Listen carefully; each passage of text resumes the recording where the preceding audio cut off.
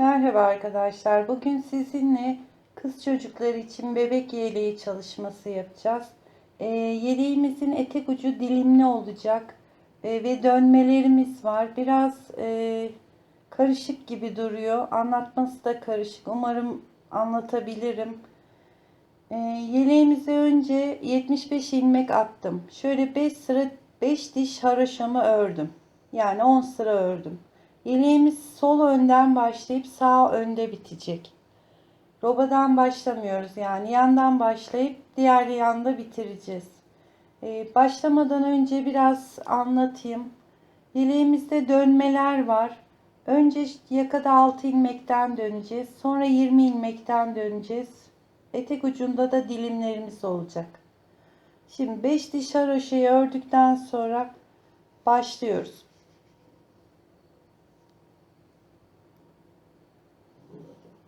Şimdi bir sıra düz gideceğiz.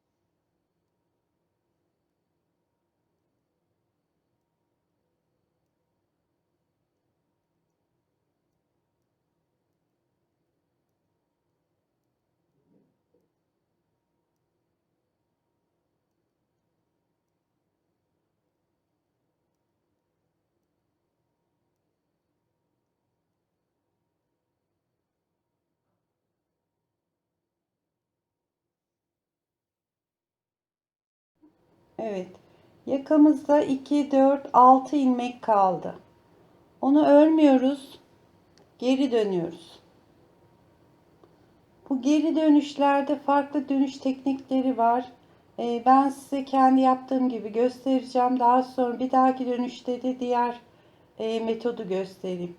Şimdi düz örgünün tersini örüyoruz. 6 tane bıraktık.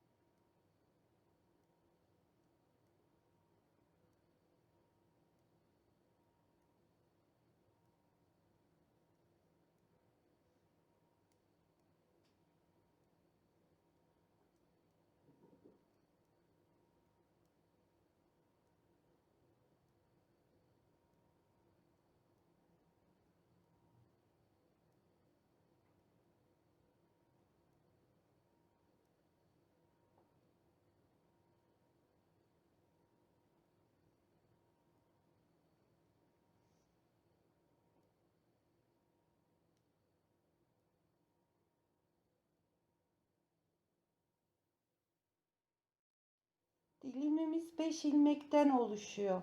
Bu son etek ucundaki 5 ilmeğimizi haroşa örüyoruz.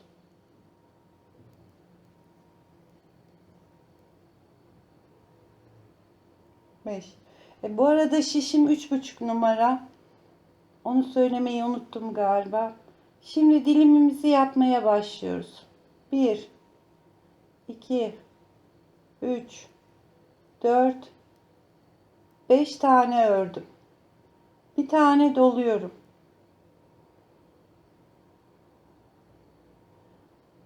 Şu doladıktan sonra 6. ve 7. ilmeği kesiyorum. Tekrar doluyorum. 1 2 3 4 tane ördüm. 5. ilmeğimi kesiyorum. Tekrar doluyorum. 1 2 3 4 5. ilmeğimi kesiyorum. Doluyorum. Şimdi örgüme devam ediyorum. Arada bir sıra düz yaptık. Bu sıra haroşa sıramız. Ben haroşayı düzden yaptığım için bu sırayı da düz gidiyorum. Yakamızda 6 ilmek bırakmıştık. Şimdi 20 ilmek bırakacağız.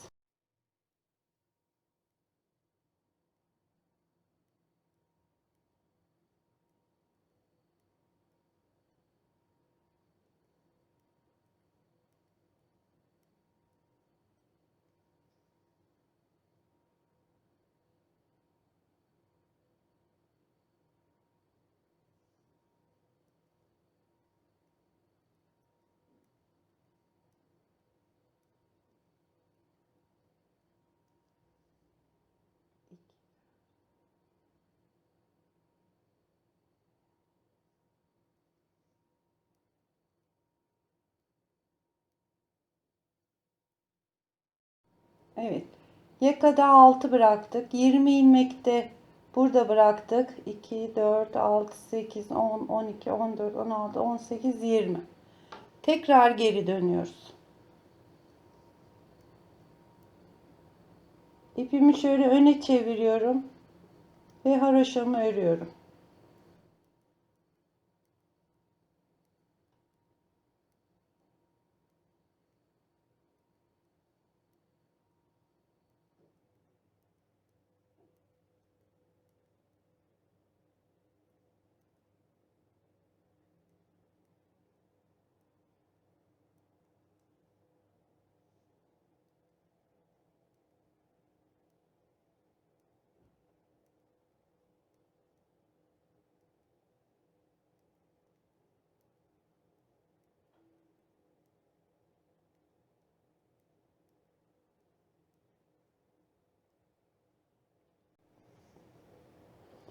Şimdi şu artırdığımız ilmeğe geldik. Onu haroşa örüyorum.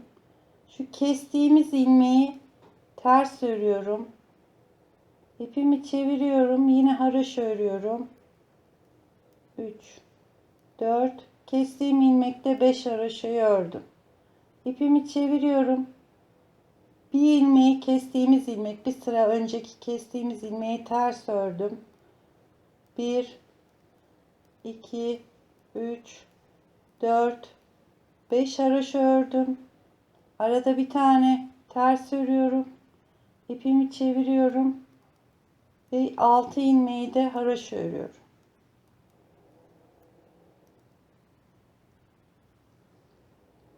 Tekrar ön yüze geldik. Burası etek ucumuz. Şimdi 1 2 3 4 5 tane haroşamı ördüm. Artırıyorum. Bir sıra önce kestiğimiz ilmek bu.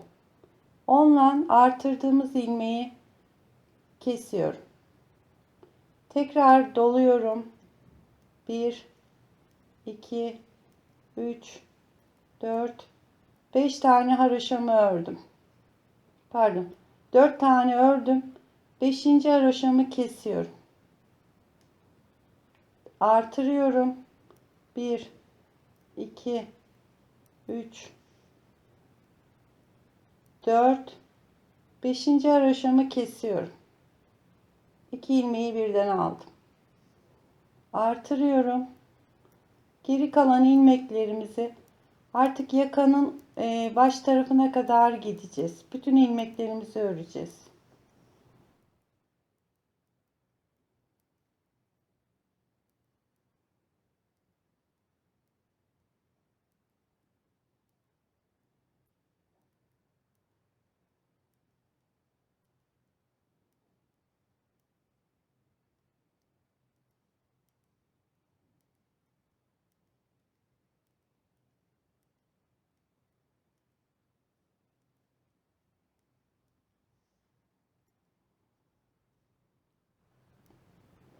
Evet, ikinci döndüğümüz yere geldik. 20 ilmeklik yere.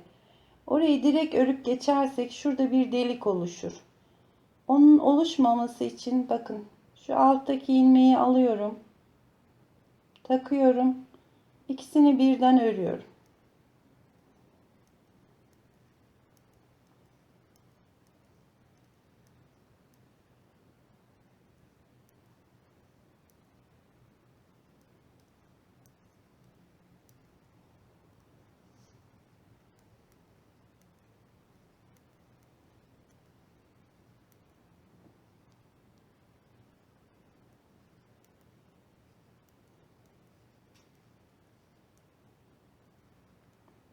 Evet, yakadaki dönmeye geldik. Yine aynı işlemi yapıyorum. Şu hemen bir alt sıradaki ilmeğini alıp takıyorum. İkisini birlikte örüyorum.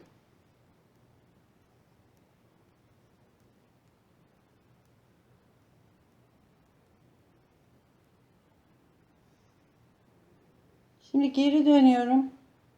Haroşa olarak devam ediyorum.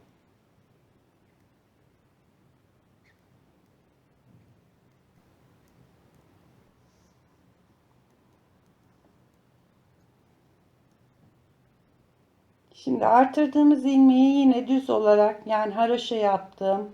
İpimi çeviriyorum. Şu kestiğimiz ilmek ön yüzde düz olacak. Onun için ters ördüm.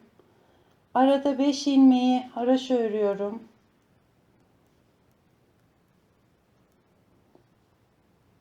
Bir ilmeği ters ördüm. Çeviriyorum. 1 2 3 4 5 haroşa, bir tane ters, sonunda da 6 kalıyor. 1 2 3 4 5 6. Tekrar ön yüze geldik. Şimdi 1 2 3 4 5 haroşa yaptım. Artırıyorum. Yine kesiyorum. Artırıyorum.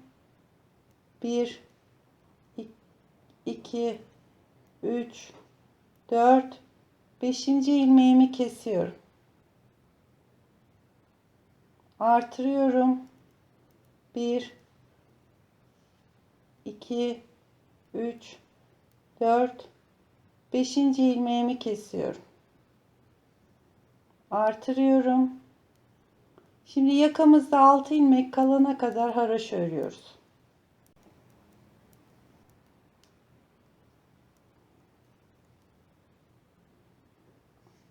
Evet, yakamızda 6 ilmek kaldı.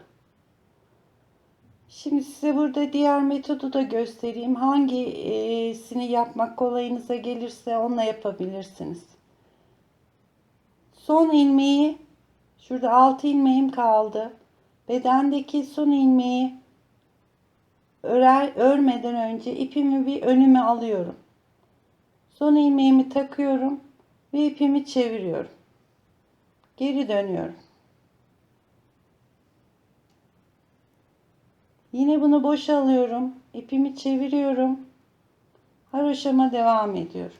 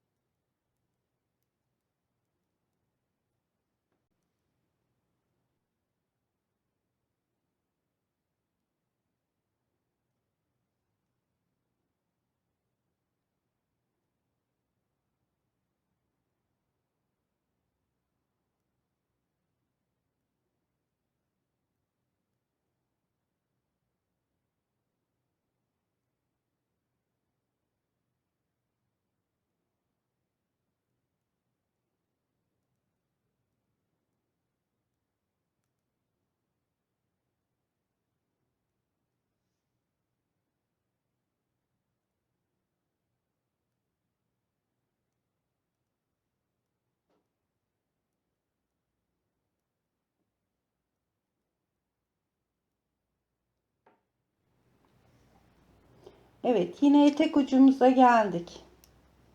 3 tane deliğimiz oluştu. Bu 5 tane olana kadar böyle devam edeceğiz. Şimdi 1, 2, 3, 4, 5 haroşamı ördüm. Artırıyorum. Kesiyorum. Tekrar artırıyorum. 1, 2, 3, 4, 5. ilmeğimi kestim. Artırıyorum.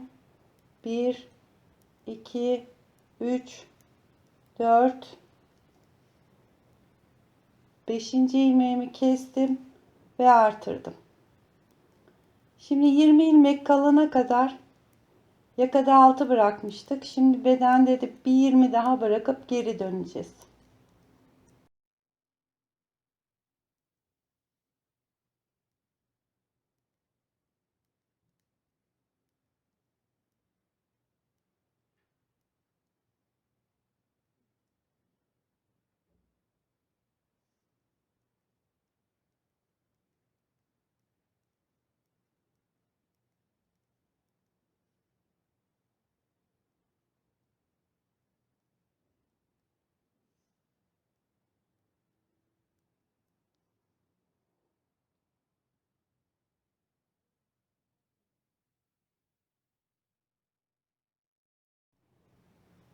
Şimdi şurada tekrar yapalım.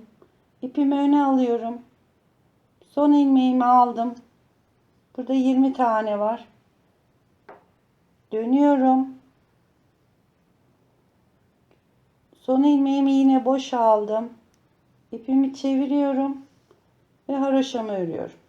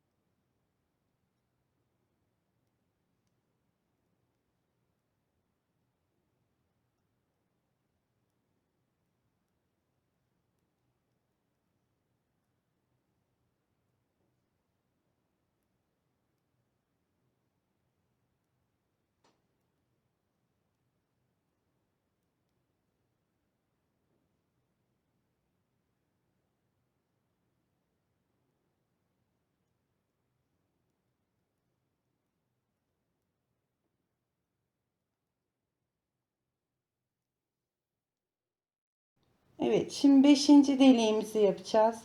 Yine 5 deliğe kadar aynı işlem devam ediyor. 2, 3, 4, 5 haroşamı ördüm. Artırıyorum. Kesiyorum. Artırıyorum. 5 tane örüyorum. 4 tane örüyorum. 3, 4, 5. ilmeğimi kesiyorum. Yine artırıyorum. 1, 2, 3, 4, 5. ilmeğimi kesiyorum.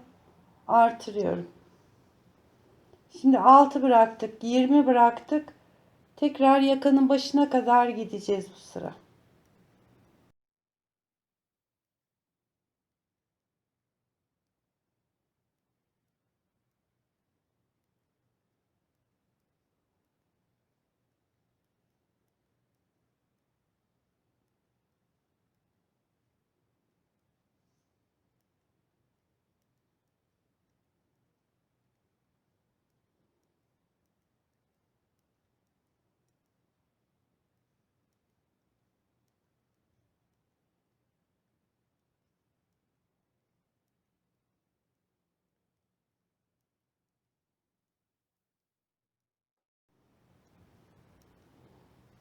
Evet, döndüğümüz ilmeğe geldik. Yine o boş olarak çevirdiğimiz ilmeği Sol şişimi alıyorum. Örmediğim ilmeği de takıyorum. İkisini beraber örüyorum.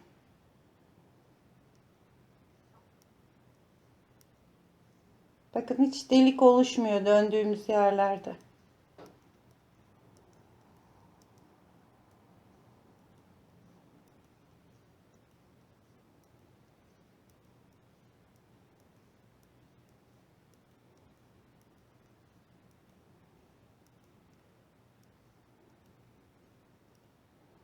Yine yakadaki dönmeye geldik. Şu altında ip çevirdiğimiz ipi sol şişimi alıyorum. İlmeğimi de alıyorum. İkisini beraber örüyorum.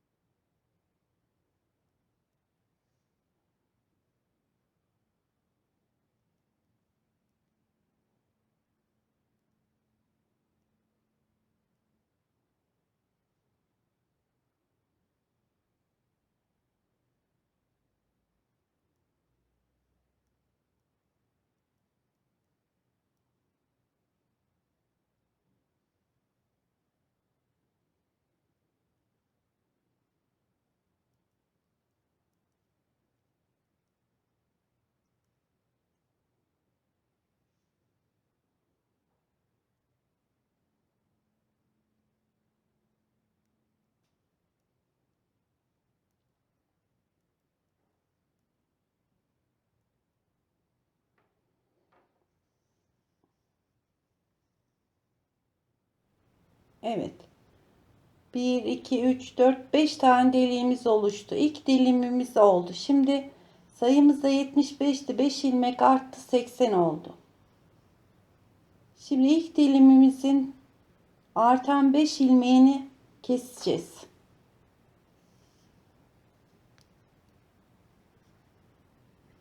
Şimdi 1,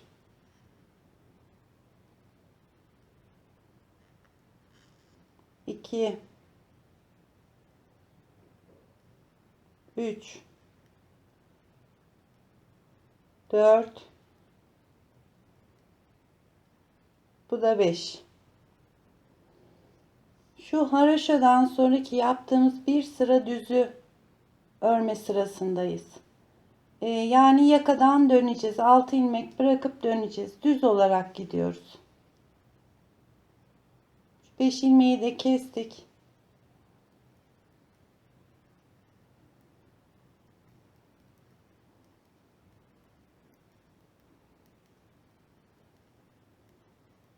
Bu sırada artırma, eksiltme hiçbir şey yapmıyoruz. Evet, yine yakaya geldik.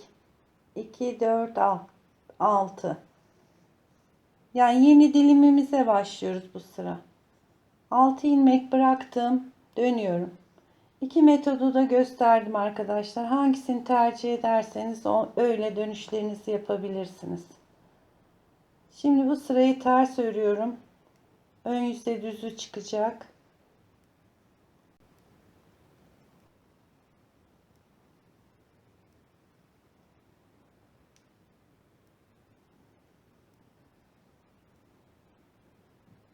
Evet, sondaki 5 ilmeğimizi haroşa örüyoruz.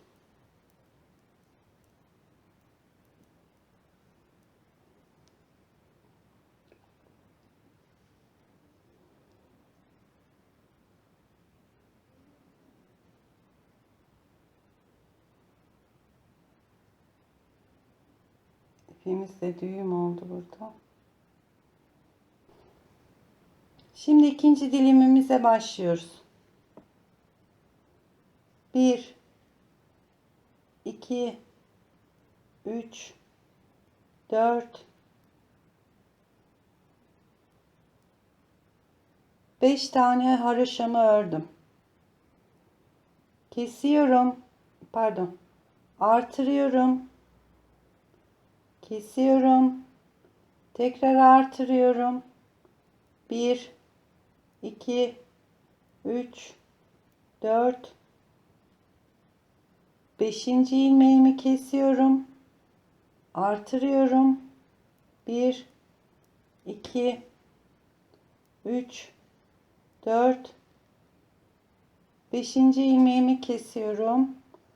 Artırıyorum. Şimdi 20 ilmek kalana kadar, yani 6 ilmek de yakamızda var. 26 ilmek kalıyor sol şişimizde. Oraya kadar örüyoruz.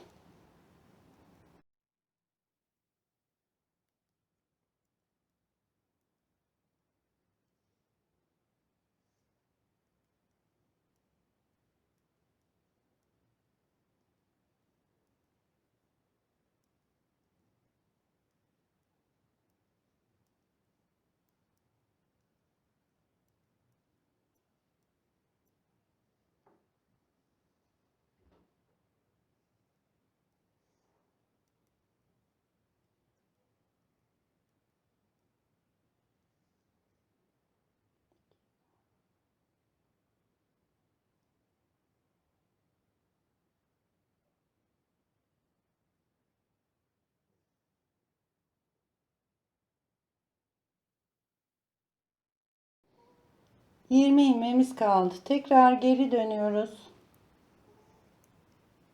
Artık haroşa yapacağız. İpimi çeviriyorum. Haroşama başlıyorum.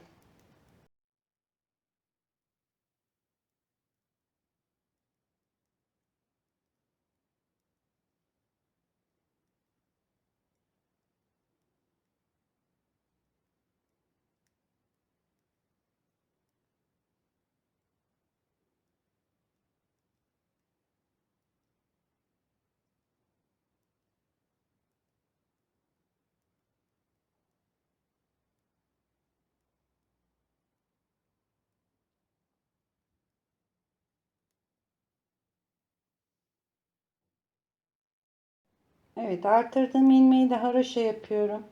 Şu kestiğiniz ilmeklere dikkat edin. Ön yüzde düz olarak çıkacak. Bir tane ters örüyorum. 1, 2, 3, 4, 5. İpimi çeviriyorum. Bir ters. Tekrar çeviriyorum. 1, 2, 3, 4, 5 haroşa. Bir ters. Tekrar çeviriyorum. 1, 2, 3, 4, 5, 6 haroşa. Arkadaşlar haroşa deyince ben haroşayı düzden yaptığım için haroşa diyorum. Normalde düz örgü yani. Bazı arkadaşlarımız haroşayı tersten yaptığı için yanıltmayayım onları. 6 tane düz, bir tane ters var burada. Şimdi dilimimizin ikinci deliğini yapacağız.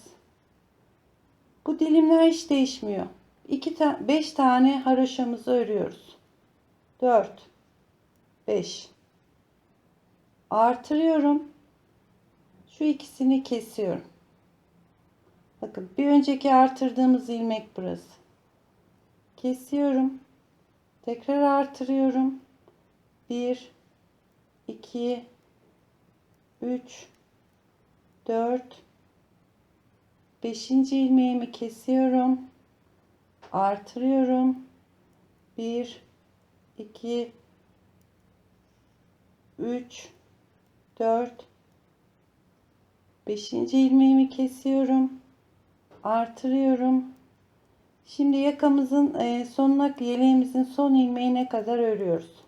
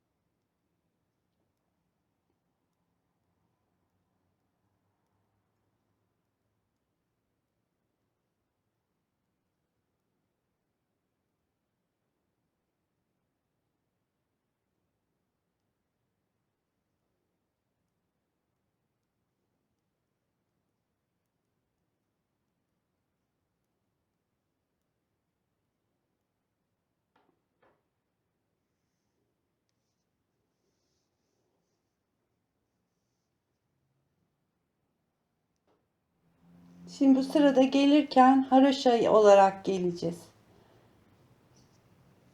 Bakın ikinci örneğimizde kurduk. 1-2 tane deliğimiz oldu. Şimdi 5 tane delikten oluşuyor her dilimimiz. 5 tane delik olduğu zaman ilk 5 ilmeği kesiyoruz. Ve bir sıra düz gidiyoruz. Düz gittiğimiz sıra yakadan 6 taneden dönüyoruz. Geliyoruz. 5 haroşa artır, kes, artır. 4 haroşa, bir kes, artır. 4 haroşa, bir kes, artır. Gidiyoruz ve 20'den dönüyoruz. Yani önce yakadan, sonra 20'den, sonra komple örüyoruz. Tekrar yakadan, 20'den ve komple ördüğümüz zaman dilimimiz ortaya çıkmış oluyor. Bunun gibi ister 5 ister 6 tane dilim yapıp kol ayrımını göstereyim size arkadaşlar. Umarım anlaşılmıştır. Biraz karışık gibi ama elinize aldığınız zaman eminim yapacaksınız.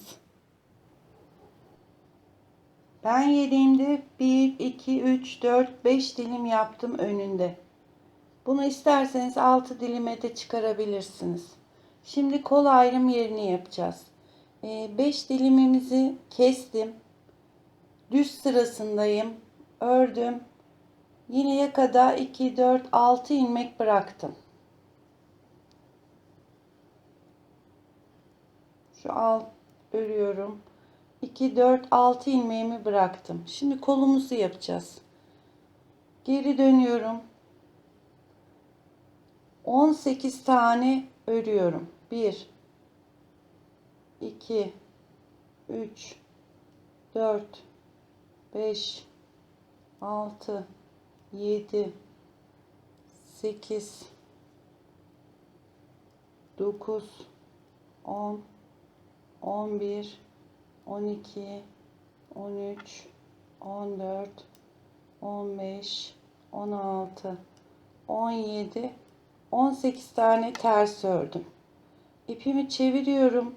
5 tane haroşa. 1, 2, 3, 4, 5.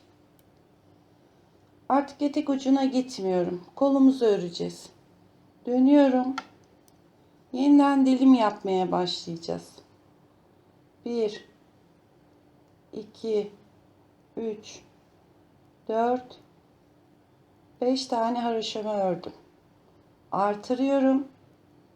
Bir örüyorum. Artırıyorum. Pardon. Artırıyorum. Kesiyorum. Artırıyorum. 1, 2, 3, 4, 5. ilmeğimi kestim. Kolda 2 tane delikli ajur örneği yapacağız. Üçüncüsü sığmıyor. Artırıyorum. 1, 2 tane ördüm. 2, 4, 6, 8 ilmeğimiz kaldı. Etekte 20 ilmek kalıyordu. Geri dönüyorum.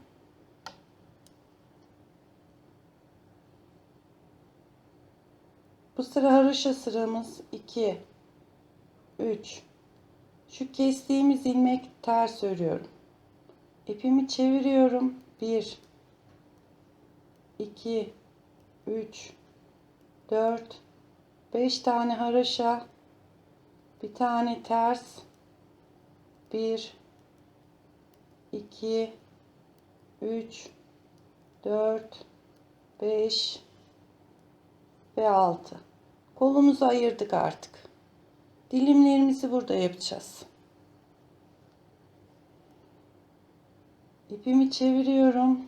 1, 2, 3, 4, 5 tane haroşamı yaptım. Artırıyorum. Kesiyorum. Artırıyorum. 1, 2, 3, 4, 5. ilmeğimi kesiyorum. Artırıyorum. Şimdi yakamızın başına kadar gideceğiz. döndüğümüz yer.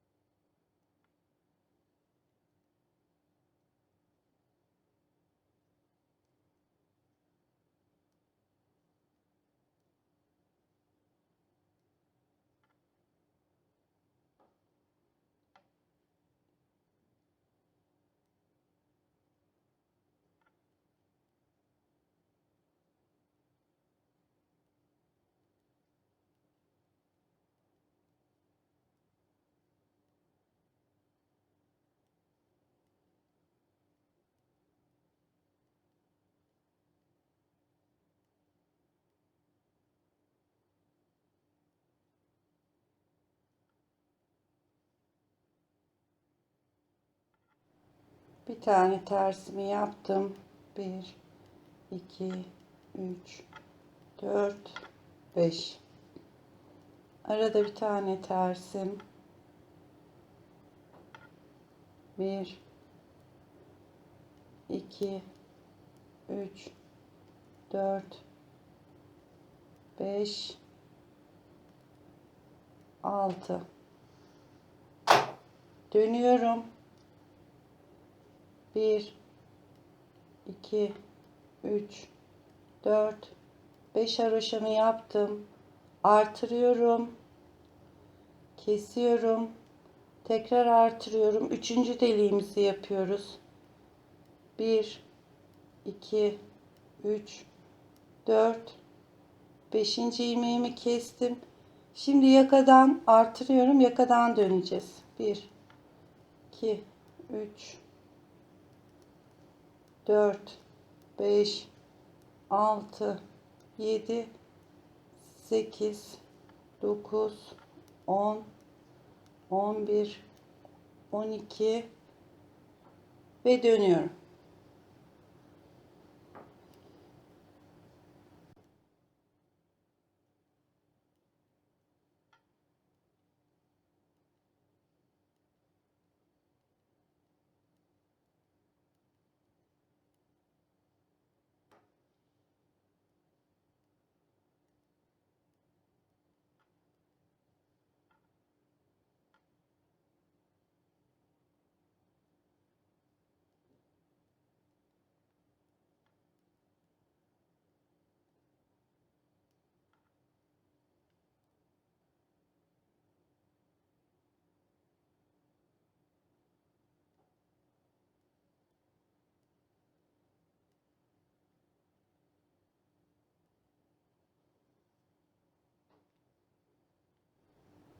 Evet, dördüncü deliğimize geldik. 1, 2, 3, 4, 5.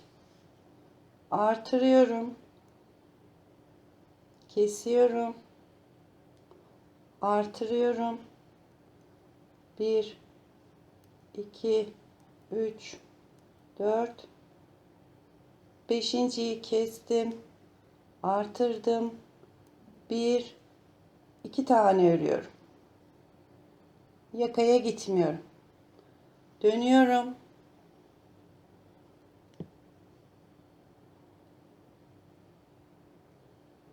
1, 2,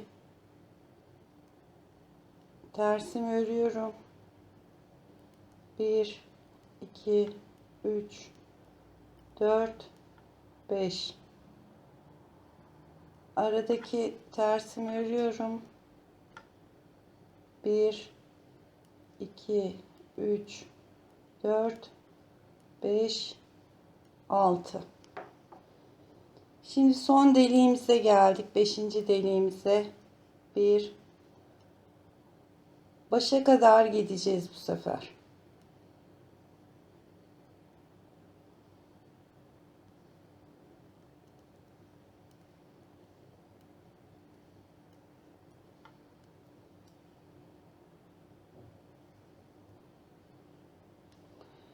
Bu yelek yeni öğrenenler için biraz zor gelebilir. Fakat sayarak dönmelerde şaşırılmazsa yapılabilecek bir yelek. Bir dilimimiz bitti şimdi kolumuzdaki.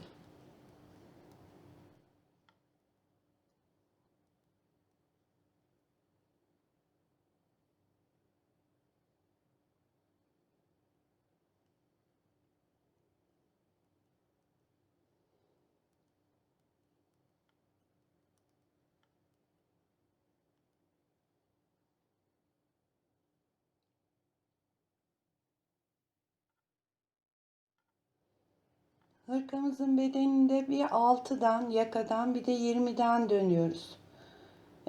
Kolda bir 6'dan bir de 8 ilmek bırakıp dönüyoruz. Böyle böyle kolumuzda da 6 dilim olana kadar devam edeceğiz.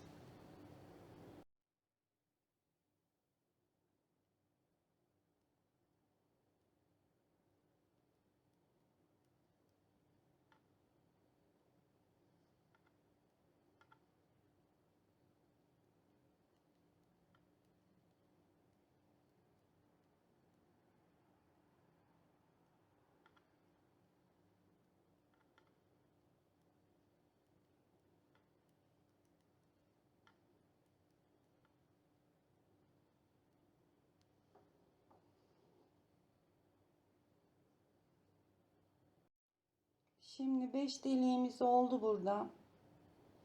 5 ilmeğimizi kesiyoruz. 1 2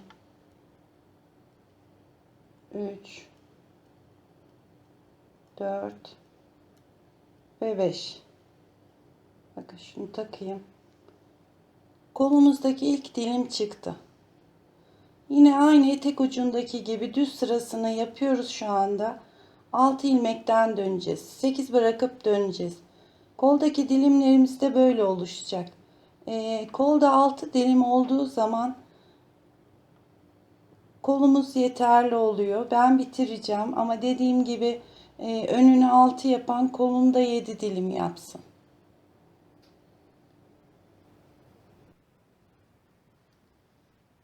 Kolumuzda 1, 2, 3, 4, 5, 6 tane dilim yapıyoruz. Şimdi 6 dilimi yaptıktan sonra yani 6. dilimimizi kesiyoruz 5 tane. 5 ilmeğimizi kesiyoruz. 1 2 3 4 ve 5 kesiyoruz. İlmeğimizi sol şişimize takıyoruz. Kolumuz bitti. Bunu burada bekletiyoruz. Şimdi ipimizi kesiyoruz.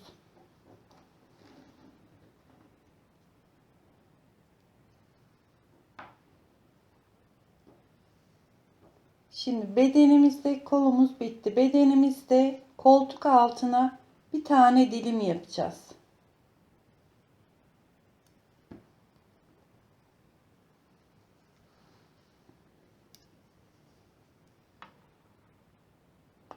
İpimizi alıyoruz. Bunu daha sonra sabitleyeceğiz.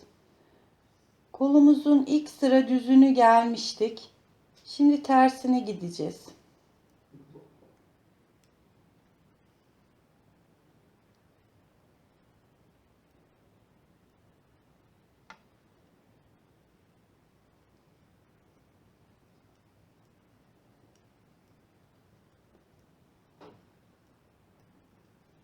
Bedenimizde ters olarak, düz olarak gelmiştik. Şu anda tersine gidiyoruz ve bedenin koltuk altına bir tane dilim çıkaracağız.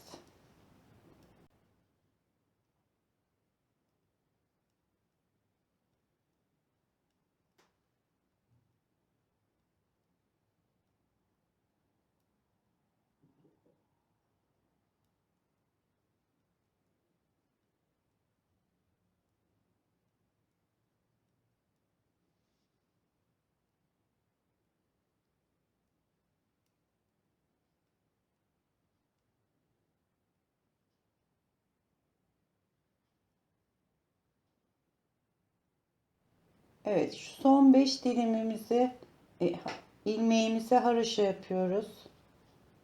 2 3 4 5 dönüyoruz.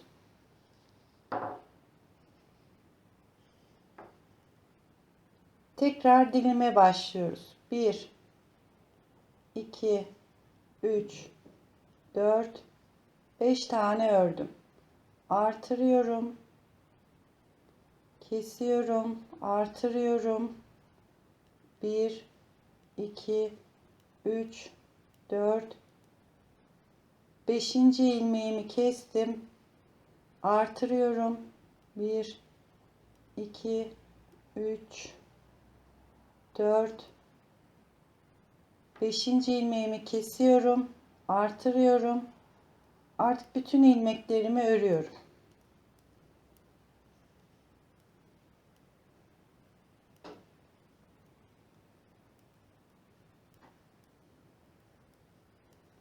Koltuk altında dönmemiz yok. Burayı dümdüz öreceğiz.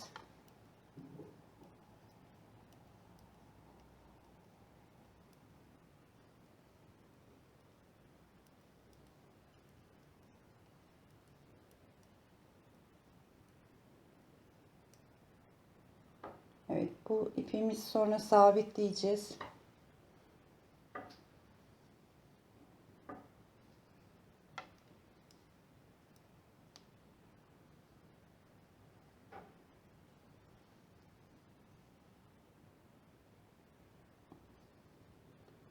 Evet, haroşa olarak devam ediyoruz.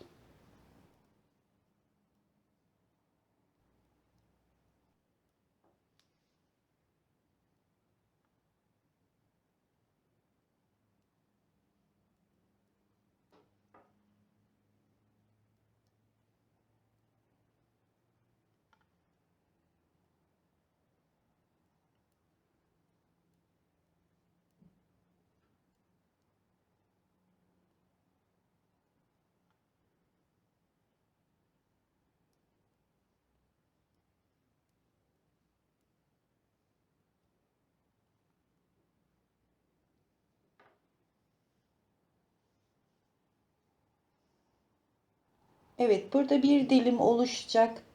Şurada da yine alttaki gibi 5 diş haroşamız olana kadar devam edeceğiz.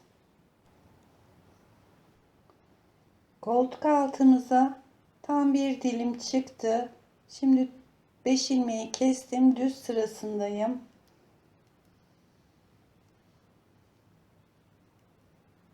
Koltuk altındaki ilmekleri ördüm. Şimdi direkt kolumuza geçiyoruz. Birleştiriyoruz yani artık.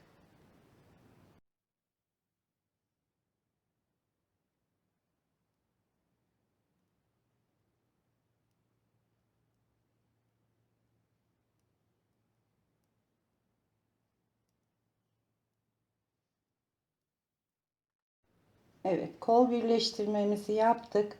Şimdi 6 tane kalana kadar örüyoruz.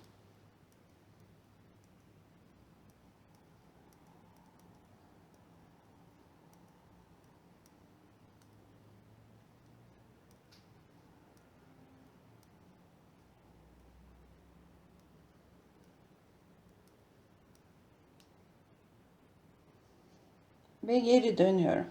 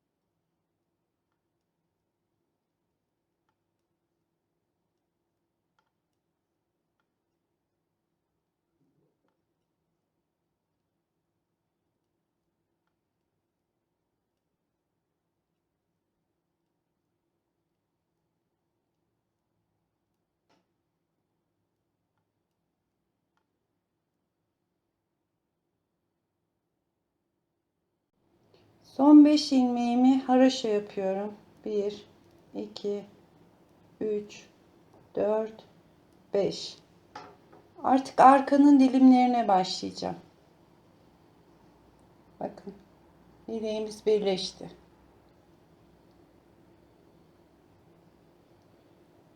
Şimdi arkada 6'dan döndük. Tekrar 20 bırakıp döneceğiz. Tekrar geleceğiz. Arkada da önde 5 dilim yaptık. Arkada 10 dilim olacak. Ve tekrar 10 dilim bittikten sonra şu düz sırasında yeniden ikinci kolumuzu yapacağız. Şimdi arkadaşlar baştan bir tekrarlayayım ben. 75 ilmek attık. 5 diş haroşamızı ördük. Sonra 5 ilmek haroşa, artır, kes, artır. 4 tane haroşa, 5.'yi kesiyoruz, artırıyoruz. 4 haroşa, 5.'yi kesiyoruz, artırıyoruz. Ve arada şu bedende 5 haroşa, yakada 3 haroşa olana kadar bir yakada 6 ilmek, bir de 20 ilmek bırakarak dönüyoruz. Sonra başa gidiyoruz. Bu işlemi her dilimde 2 kere yapıyoruz. Aralarda birer sıra gitmeli gelmeli düz var. Yani 2 sıra düzümüz var. Önümüzde 5 dilim var. Arkamızda 10 dilim. Diğer önümüzde 5 dilim. Koltuk altlarımızda birer dilim. Kolumuzda da 6 dilim var. İkinci kolu yapacağız. Tekrar öbür önü yapacağız. Haroşa ile bitirirken iliklerimizi açacağız. Bu 4 ya da 5, 6, o sizin ilik sayınızı ne kadar isterseniz düğmenizi o kadar ilik açabilirsiniz. Biraz karışık bir örnek, yani ilk başlayanlar için zor olabilir. Onun için hep saya saya gitmelerini tavsiye ederim.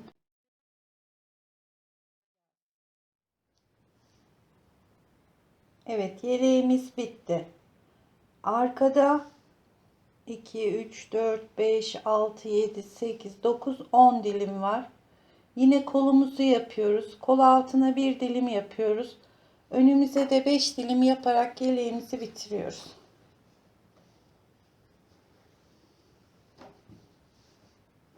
Ben düğmelerimi diktim.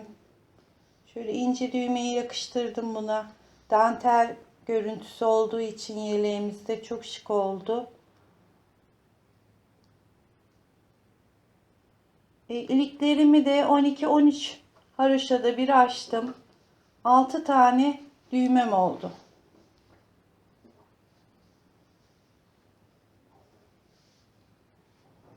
Şöyle arkadaşlar arkasını da göstereyim. Arkamızda böyle. Bu yeleği büyütmek isteyenler bir ip, çok az bir ipim kaldı. Büyütmek isteyenlere bir çile ip yetmeyecektir. Onu da söyleyeyim. Yapacak arkadaşlara kolay gelsin.